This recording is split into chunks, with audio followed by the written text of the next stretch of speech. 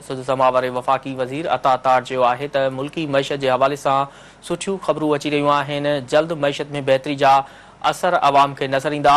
वज़ीर आज़म शहबाज शरीफ़ जो सऊदी अरब जो दौरो घणो कामयाब कयो वियो आहे। हुकूमती परॾेही पॉलिसी कामयाबी सां अॻिते वधी रही आहे। वफ़ाक़ी वज़ीर अता तार जो चवणु हो त सऊदी अरब तरफ़ां सीड़पकारी ते दिलचस्पी वठणु सुठो सवणो आहे। अता तार जो चवणु हो त मुख़ालिफ़ धुर खे चऊं था त मईशत जी बहाली लाइ असांजो साथ ॾियनि। बलोचिस्तान में अपोज़िशन इत्तेहाद जो पहिरियों जलसो नाकाम थी वियो आहे। जेकी तक़रीरूं थियूं उन मां लॻे थो त कंपनी न हली सघंदी। ब्रेकिंग न्यूज़ अवां सां शेयर करे रहिया आहियूं। सुध समा वारे वफ़ाक़ी वज़ीर अता तार चयो आहे त मुल्की मईशत जे हवाले सां सुठियूं ख़बरूं अॻियां अची रहियूं आहिनि।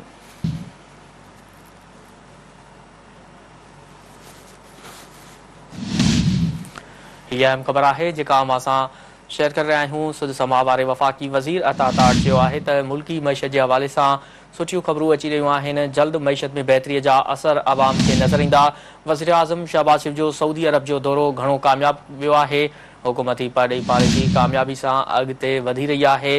वफ़ाक़ी वज़ीर अता तार चयो आहे त सऊदी अरब तरफ़ां सीड़पकारीअ ते दिलचस्पी वठणु सुठो सवणो आहे। अता तार जो चवणु हो त मुख़ालिफ़ धुर खे चऊं था त मईशत जी बहाली लाइ असांजो साथ ॾियनि।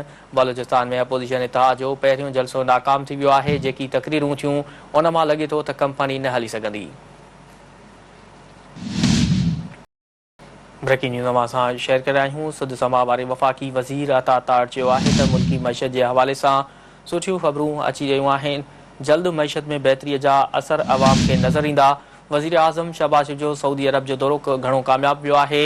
हुकूमती परॾेही पॉलिसी कामयाबी सां अॻिते वधी रही आहे। वफ़ाक़ी वज़ीर अता तार जो चवणु हो त सऊदी अरब तरफ़ां सीड़पकारीअ ते दिलचस्पी